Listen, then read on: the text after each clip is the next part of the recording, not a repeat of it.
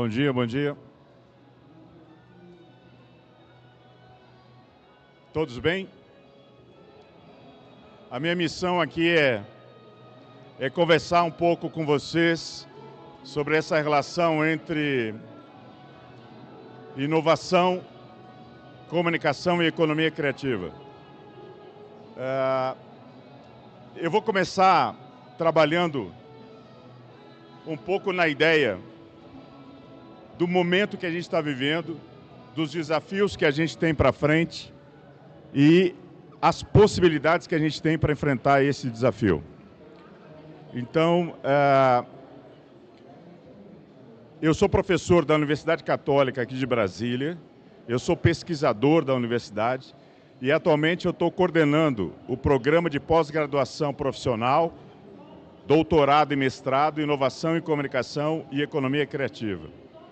É importante a gente perceber esse papel que a comunicação tem em todo esse processo tecnológico pelo qual a gente está falando e a gente está passando. Vocês sabem perfeitamente hoje que se usa incansadamente a palavra narrativa. Narrativa se usa para tudo hoje. E por que se usa a narrativa para tudo hoje? Porque, na verdade, o nosso imaginário é o que nos conecta com o mundo. É a maneira como a gente percebe o mundo, a maneira como a gente compreende o mundo, a maneira como a gente lê o mundo. E quando essa leitura passa a ser cada vez mais mediada por tecnologias, a gente tem que aumentar a atenção em relação a esses processos de comunicação. Então, o que a gente vai conversar? A gente vai tentar trabalhar a perspectiva da economia criativa, eu tenho que lembrar para não cair aqui embaixo, a perspectiva da economia criativa como uma possibilidade de desenvolvimento. Que isso é o desafio. Um desafio gigante que a gente tem pela frente é como a gente trabalha o desenvolvimento num mundo que está com risco em relação à questão climática, um mundo em que a gente tem aproximadamente 60% da população em alguma natureza de fragilidade alimentar, e aí fragilidade alimentar inclui quem come uma refeição, 2 refeições, ou quem não come nenhuma refeição por dia. Então esse percentual hoje é mais da metade do planeta que está enfrentando algum tipo de privação no que se refere à segurança alimentar. E aí a gente tem um cenário que quando a gente olha ele a primeira vez, ele parece pouco animador no que se refere à inclusão e à possibilidade de atender este problema que ele está batendo a nossa porta da insegurança alimentar versus o problema climático. Qual é o problema? Como é que será esse amanhã? Alguém sabe me dizer que figura é essa que está aí? Que imagem é essa que está aqui? É um computador quântico. Agora, quando começou essa brincadeira, depois eu vou falar desse computador. Ele ainda não está no mercado. Ele ainda está dentro do desenvolvimento da empresa que está trabalhando nele. Mas eu vou voltar a falar nele. Essa brincadeira começou em 2013, quando o Google e a NASA se juntaram para criar um centro de desenvolvimento de computação quântica associado à inteligência artificial. Desde lá, esse processo só vem evoluindo. Aí a gente chegou em 2019, olha só, 2013, olha o salto. 2019, a IBM coloca no mercado o primeiro computador quântico comercial, que é esse aí, o Quantum. E o Quantum vem girando no mercado desde 2019. Por que a gente não ouve mais falar do Quantum? Porque ele vem apresentando erro. E vários outros, assim como aquele iniciado pelo Google com a NASA, também vem apresentando erro. E esses erros impediram que houvesse um desenvolvimento maior. Só que assim, esses computadores, nesse nível, eles já fazem 3 vezes o processamento de dados que a computação normal faz. 3 vezes. Esses aí. Aí, o que está acontecendo? Tanto o Google quanto a Microsoft desenvolveram chip de computação quântica. Já é um outro salto. Esses chips aí nós estamos falando é de 2024. É uma coisa que aconteceu ano passado. Então a gente começa a dar saltos. Qual é a novidade desses chips? Esses chips começam a reduzir os problemas de falhas que aconteciam nos computadores, nos processamentos anteriores. Eles começam a avançar em relação a isso. E aí a gente chega no Starlink, que é aquele que eu mostrei no início. O lançamento no mercado dele vai ser o ano que vem. Ele corrige todas as falhas dos anteriores. E o detalhe, ele processa 20 mil vezes mais rápido do que a computação convencional. E eles estão prevendo que em 2030 eles vão lançar uma versão avançada desse computador que vai ainda processar, em relação a ele, 10 mil vezes mais rápido. Então imagine um processador com essa capacidade, associado ao desenvolvimento da inteligência artificial, o que vai acontecer? Qual a possibilidade do que vai acontecer? A tendência é todas aquelas atividades que elas respeitam um determinado padrão, que são repetitivas, elas tenderão cada vez mais a serem substituídas por essas operações. Cada vez mais. Isso vai acontecer com todo o sistema da indústria. A gente está acompanhando hoje o que se convencionou chamar de indústria 4.0. A indústria 4.0 ela está toda dentro de um processo de digitalização. Todos os processos de produção fabril cada vez mais digitalizados. A gente vai acompanhar isso, a agricultura. Não sei se vocês estão acompanhando o nível de automação que a agricultura está ganhando, cada vez maior. Hoje, o dono de um grande volume de terras, ele controla dentro do ar-condicionado, em qualquer capital que ele tiver, toda a operação que ele tem no maior território de plantio que ele tiver, sem precisar sair da cidade na qual ele vive. Então, isso significa dizer o quê? Cada vez os postos de trabalho que a gente conhece hoje, mesmo aqueles que têm alguma natureza de atividade mental, tenderão a ser executados por alguma natureza de processamento que vai ser desenvolvida daqui para frente. E isso vai ser muito rápido. Os caras estão falando em 20 mil vezes ano que vem e 30 mil vezes em 2030. Então, a velocidade com que isso acontecer, com que isso vai acontecer na base de ocupação de emprego será muito grande. Então, o que vai acontecer com as próximas gerações? O que essa molecada vai ter que se preparar? O que a geração nossa, que está nos 30, nos 20 anos, vai fazer? Sobretudo quem está na faculdade hoje, vai sair de lá, vai fazer o quê? Que tipo de oportunidade que haverá? Que tipo de chance que haverá? Como é que eu faço a mitigação disso? Porque a questão nunca é a tecnologia, mas é o que eu faço nela. É como eu uso ela. E como eu reconfiguro as atividades e o próprio processo econômico a partir dela. É esse olhar que a gente tem que fazer, é essa preocupação que a gente tem que ter. E aí eu vou trazer para vocês um caminho. O caminho é começar a pensar a partir das atividades criativas. E aqui eu estou fazendo e estou mostrando para vocês um mapa de atividades que a gente desenvolveu. E esse mapa de atividades vai mostrar que eu posso desenvolver processos de produção, circulação e consumo de maneira muito criativa e de maneira inovadora e de maneira inclusiva, criando alternativas e se aproveitando até das tecnologias que estão surgindo hoje. Eu só tenho que saber o meu lugar, eu só tenho que me colocar nesse lugar e entender as possibilidades que eu tenho e não ficar olhando para o presente e para o passado. Eu tenho que olhar o que eu faço agora, como eu me coloco agora. Porque assim, é verdade que o sistema Alexa, de a gente ter casas totalmente inteligentes, que você chega, quando está deslocando para casa, diz, Alexa, eu vou chegar em 5 minutos. Daqui 5 minutos, pode ligar tudo, a climatização da casa, o som que eu gosto, pode botar água para esquentar, que eu vou tomar meu café ou meu chá, etc. Tudo isso, na hora que você está chegando, antes de chegar em casa, ela vai fazer. Só que isso não será acessível para todo mundo. Porque quantas pessoas hoje conseguem... Olha só, a estimativa é que a gente tem hoje 80% da população brasileira com telefone celular. 80%. Agora, quanto desses 80% tem conectividade 24 horas por dia? Menos da metade. Menos da metade. Em torno de 60% dos brasileiros não tem dinheiro para pagar uma conectividade 24 horas. Então, ao mesmo tempo que todo mundo tem possibilidade de acesso, não tem condições de acesso. Então, essa é uma barreira que a gente tem que olhar. E quando a gente olha a perspectiva do desenvolvimento de atividades, como as atividades criativas, a gente começa a ver que tem duas coisas importantes aqui.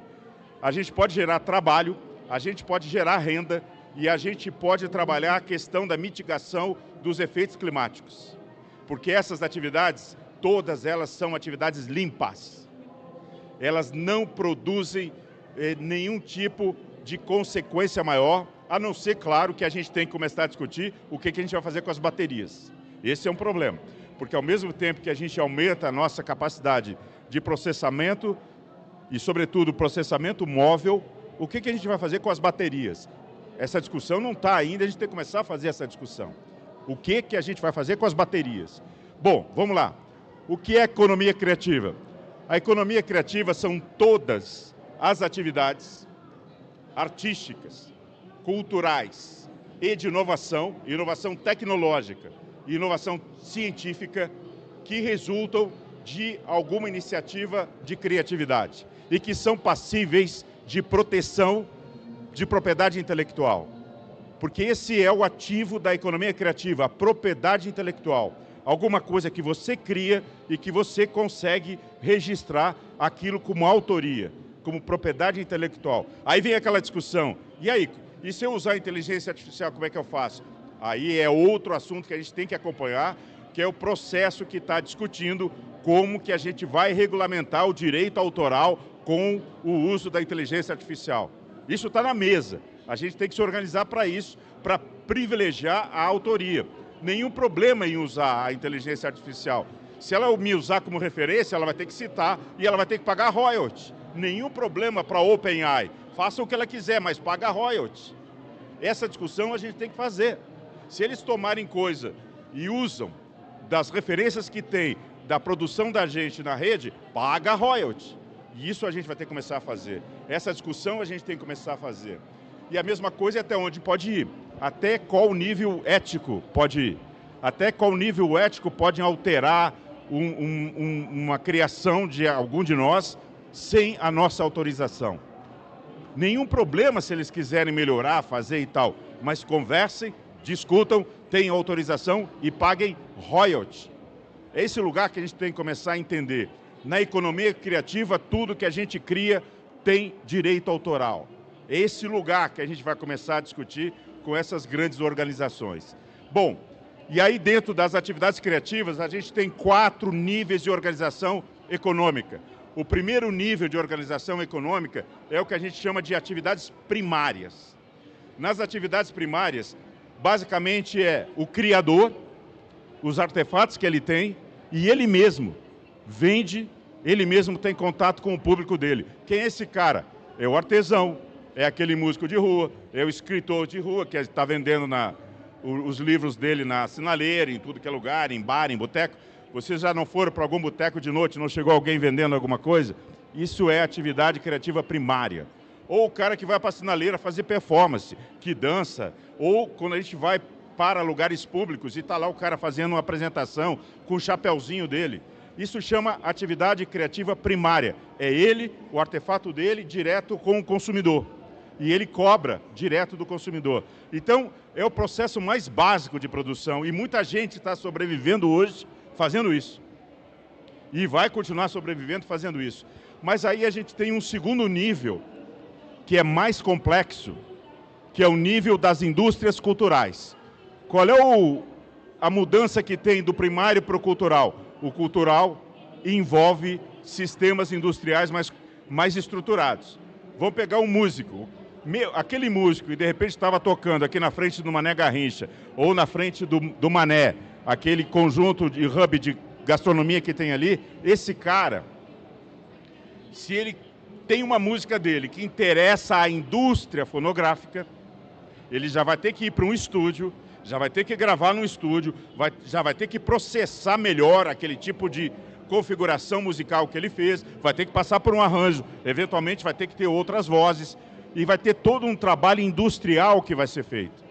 E este trabalho industrial, a partir do momento que for entregue para a empresa que é responsável pela circulação da indústria fonográfica, ela vai trabalhar direto com as distribuidoras de streaming. Aí ela vai negociar com as distribuidoras de streaming e este músico vai ter que entrar numa outra jogada. Ele não vai mais poder se apresentar aqui. Ele vai ter que montar um show, ele vai ter que montar um espetáculo, ele vai ter que ir para um teatro, ele vai ter que ir para um espaço desse, como a gente volta e meia tem show aqui. Então, isso é uma outra estrutura, é uma outra complexidade que mexe com gente que não tem nada a ver com ele fazendo a música dele. Isso chama-se processo industrial. Então, dentro da atividade criativa, a partir do segundo nível, a gente passa a ter processos industriais, porque mexe com a indústria que já existe e mexe com outras indústrias de informação. E o cara criou a música. Olha onde a música desse cara pode chegar. E se for o escritor, vai para a indústria editorial. Ah, mas se for o artesão, vai para a indústria do design, porque o artesão é um artista e ele tem competência de desenho, ele tem competência de criação, a indústria do design, a indústria de jogos. Vocês têm acompanhado que a indústria de jogos cada vez mais tem buscado desenhistas, roteiristas, tem buscado inclusive gente que pinta para eventualmente finalizar alguns personagens que são criados, etc, etc. Olha a cadeia que se cria, a cadeia que se envolve a partir de uma competência, de uma atividade que o sujeito se desenvolve. E aí, nesse lugar, a gente vai ter música, a gente vai ter o design, vai ter uma série de outras atividades. E o cara que fazia apresentação na sinaleira, que dançava, que e tal, esse cara nessa indústria cultural, ele vai para onde? Ele vai para uma companhia de dança, ele vai para um grupo de teatro.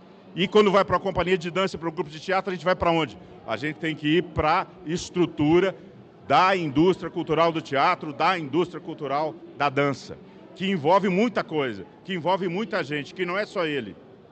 E a terceira indústria? A terceira indústria é a indústria criativa. É a indústria criativa onde está o software, onde estão as mídias, onde está a arquitetura, onde está a moda, onde está a gastronomia, onde está o turismo. Isso que está acontecendo aqui, por exemplo, é um evento. A indústria de eventos é uma das maiores e mais potentes indústrias do Brasil. Ela mobiliza bilhões de reais por ano. Olha o que está acontecendo aqui. Não é só a molecada do desenvolvimento de software que está aqui. Olha a estrutura de coisa que tem, essas cadeiras, esse palco, tudo isso. Quantas indústrias estão envolvidas aqui? É indústria eletroeletrônica, é indústria de software, é indústria de cadeira, é indústria de móveis, é indústria de alimentação. Olha o conjunto de indústrias que está envolvido para acontecer esse evento. Então, percebe a articulação que é possível fazer, porque alguém lá atrás teve a ideia de fazer a Campus Party. E foi um cara que teve ideia, eventualmente num boteco em São Paulo, tomando chopp e comendo coxinha. O cara teve essa ideia, criou a Campus, olha aqui onde que a gente está, olha o que está acontecendo. Olha o tamanho disso. E foi uma ideia que o cara teve tomando chopp e comendo coxinha. Isso é indústria criativa. Isso é indústria criativa nesse nível, que pode chegar nesse lugar, que pode ter essa dimensão. Então, quando pergunta para mim, o que vai acontecer com os empregos que não tem? Cria. Cria. Esse é o jogo. Pensa. Ninguém vai tirar de nós essa capacidade de pensar. Ninguém vai tirar de nós essa capacidade de criar, essa capacidade de olhar o que está faltando, o que eu posso colocar nesse lugar. E aí, olha aqui, 2 exemplos do Distrito Federal. Esse primeiro exemplo aqui é o exemplo das vinícolas do Distrito Federal. O que os caras fizeram? Lá atrás, começaram a plantar uva. Começaram a trabalhar a qualidade da uva, primeira coisa. Aí, a partir da qualidade da uva, eles saíram do setor primário, setor agrícola, e foram para o setor secundário, para a indústria. Transformaram a uva em vinho e suco. Aí começaram a trabalhar a qualidade do vinho. Quando o vinho começou a ganhar premiação e reconhecimento, o que eles fizeram? Precisam conhecer esse vinho. Ninguém conhece o nosso vinho. Ninguém acredita que tem vinho no Cerrado. Quem sabia que tinha vinho no Cerrado aqui? Vocês sabiam que tinha vinho no Cerrado? Vocês sabiam que o vinho do Cerrado já ganhou um prêmio internacional o ano passado? O nosso Syrah ganhou um prêmio internacional ano passado, do melhor vinho dessa uva, numa competição internacional. Isso é economia criativa. E por que saiu daqui? ele foi para o turismo. Os caras criaram um hotel chamado Vila Triaca. Nesse hotel você tem a gastronomia do Cerrado e a harmonização do vinho da vinícola com a gastronomia do Cerrado. Vocês podem ir esse fim de semana, se quiserem, lá conhecer. Fica no PADEF. São 10 vinícolas que se juntaram e estão nesse processo de desenvolvimento do vinho. Olha o tamanho disso. Começou porque alguém disse, eu vou plantar uva no Cerrado. Ninguém acreditou nele, ele plantou uva no Cerrado. Agora são 10 empresas plantando uva no Cerrado, fazendo vinho no Cerrado e fazendo com que o vinho do Cerrado ganhe o mundo. Olha o tamanho disso, gente. Outro exemplo. Alguém conhece o Motoweek? Todos conhecem o Motoweek? Ele é o maior evento da América Latina que reúne motociclistas do mundo todo aqui em Brasília. Vai acontecer agora em julho. Está logo ali. Milhares de pessoas vêm para cá. Os hotéis lotam, os restaurantes lotam. O deslocamento desse povo por tudo que é lugar aumenta a atividade econômica de Brasília. É um evento. Começou pequeno, começou do nada. Veio o pessoal aqui de perto, começou esse movimento. Hoje é o maior evento de motociclista da América Latina. Olha o tamanho disso. Ele gera milhões de reais por ano. Esse evento começou com o apoio do setor público. O setor público apoiava o evento. O que está acontecendo hoje? Ele não precisa do dinheiro do setor público. As grandes empresas que têm interesse em apresentar suas marcas procuram e disputam o patrocínio do Motoweek. As grandes empresas, aqui eu estou falando de Oi, eu estou falando de Vivo, eu estou falando das empresas de cerveja, eu estou falando das empresas de roupa customizada, eu estou falando das empresas de moto, da indústria de moto. Os caras brigam para ter um stand dentro do Motoweek. Brigam para ter um stand. O que é isso, gente? Economia criativa. A ideia surgiu também tomando uma cerveja num boteco de Brasília. Um monte de motociclistas tiveram essa ideia. Olha o tamanho que está esse negócio. Olha onde que esse negócio pode chegar. Então, quando me perguntam o que vai acontecer, criem, pensem. E eu digo, o caminho da inovação é a criação. A criatividade nos leva à inovação. Não é a inovação pela inovação. A gente tem que desenvolver, portanto, as nossas competências criativas. Só para vocês terem uma ideia, aqui no Distrito Federal, numa pesquisa que a gente fez, com dados de 2020 e 2021, a gente chegou que o PIB do Distrito Federal, com economia criativa, era equivalente a 3,5%. Maior que da indústria da construção civil, que é 2,5%. Aí nós estamos falando de 10 bilhões de reais, nós estamos falando de 130 mil agentes criativos atuando no Distrito Federal. 10 bilhões de reais. Agora, olha o que saiu essa semana. Opa! Essa semana, o que saiu? Essa é a pesquisa da Firjan. A Firjan mede só a indústria criativa. Lembra que eu falei para vocês? Tem atividade primária, tem indústria cultural, tem indústria criativa. A Firjan olhou só a indústria criativa. Atual, dados de 2023 e 2024. Qual é o número do Distrito Federal? A terceira unidade da federação com maior participação na atividade criativa. Olha aqui. A gente chegou a 3,5, eles chegaram a 4,9, agora, 24. Se a gente aplicar a nossa metodologia, para onde que vai esse número? Para mais de 5%, gente. Se a gente incluir a atividade primária e as indústrias culturais, no Distrito Federal vai para mais de 5%. Sabe o que significa isso no Brasil? 43 milhões de postos de trabalho. 43 milhões de postos de trabalho no Brasil inteiro, com esse leque de atividade. Então, por isso que eu digo, e eu queria terminar com vocês dizendo isso, sem inteligência humana, não tem inteligência artificial. Sem inteligência humana, não tem inteligência artificial. E aí eu convido vocês para uma hashtag, sem IH, sem IA. Sem IH, sem IA. Se não tem IH, não tem IA. Então valorizem, desenvolvam as competências criativas de vocês. Lutem pelas competências criativas de vocês. Busquem as competências criativas de vocês. Era isso que eu tinha para dizer. Se vocês tiverem perguntas, eu tenho agora 5 minutos. 5 minutos para perguntas.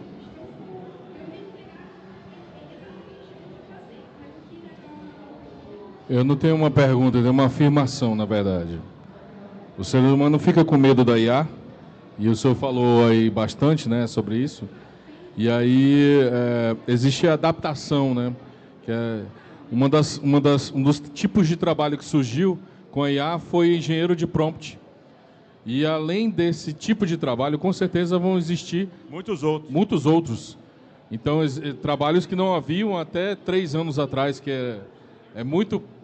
desde que o ChatGPT, por meio do Transformers, virou o que virou, né, a gente teve um crescimento muito alto. Designers não são mais designers, são executores de arquitetura. IA, né? Mas eles têm que saber engenharia de prompt para isso também, né? Então, eles só tiveram que se remodelar.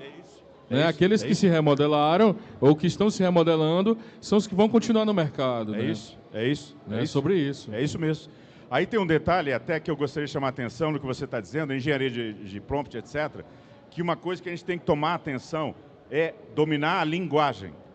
Porque hoje é o prompt, amanhã não vai precisar mais de prompt. Então eu preciso começar a estudar linguagem. E isso é um problema. Assim como a gente já teve que aprender matemática, assim como a gente teve que aprender língua portuguesa, a gente tem que aprender linguagem de computação. A gente precisa entender dessa linguagem. A gente não precisa ser programador, mas a gente precisa entender, porque esse vai ser o caminho para o futuro. A atualização da linguagem computacional. E o prompt, eu vou te contar uma história, daqui a pouco some.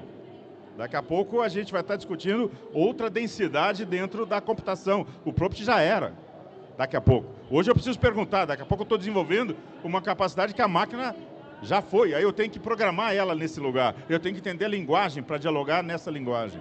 Os desafios são aí. Quem mais? Muito obrigado. Boa tarde, bom dia. Bom dia. Minha pergunta é bem nesse sentido que o senhor falou. A gente tem uma escola que ensina português, matemática, história, mas todo no modelo que a gente pode arremeter ao século XIX, basicamente. Perfeito. Como é que é o papel da formação de crianças e adolescentes para um cenário que eu estou indo para a IA? Eu hoje, basicamente, tenho um sistema de ensino que forma executores. Eu acho que o temor maior das pessoas de perder seus empregos foi porque todo o modelo de ensino que elas tiveram até hoje foram para fazer o que a IA faz. E aí, como as escolas, como as universidades, elas vão se adaptar a esse novo modelo que eu tenho que formar indivíduos com um conceito muito mais crítico, um conceito muito mais elaborado de decisão. A questão central, na minha opinião, agora eu vou emitir uma opinião muito pessoal. A questão central é, o nosso sistema de ensino sempre nos formou para sermos empregados. E a gente tem que começar a formar para ser empreendedor. Empreendedor não é só o cara que abre a empresa, é o cara que tem capacidade de ir atrás, procurar a informação que precisa, encontrar ideias, soluções, mesmo lugar que ele está. Ele pode até ser um intraempreendedor, dentro da própria empresa ele ser um empreendedor. Mas essa competência de empreender, ela tem que ser estimulada. Aí isso significa dar um cavalo de pau em toda a formação. Eu não estou te ensinando para te aprender. Eu estou te ensinando para te criar a partir da linguagem, a partir da língua portuguesa, a partir da matemática, a partir da física, a partir da ciência, a partir do teatro, a partir da música, a partir do desenho. Eu tenho que começar a ensinar essas competências dentro da escola. Se a gente cria isso, não tem como não vir um espírito empreendedor nessas próximas gerações e aí nos segura. Porque criativo é uma coisa que a gente é naturalmente. A gente precisa ter bagagem, a gente precisa ter competência, a gente precisa ter repertório. Se a gente oferece esse repertório, segura o Brasil. Não vai segurar, ninguém vai segurar. Mas começa pela revolução dentro da formação na escola. Você tem toda a razão. Para de servir, para de trabalhar gente para ser empregado e cria gente para ser empreendedor. Esse é o caminho. Ok? É isso? Obrigado, gente. Era isso. Boa sorte. Sejam felizes.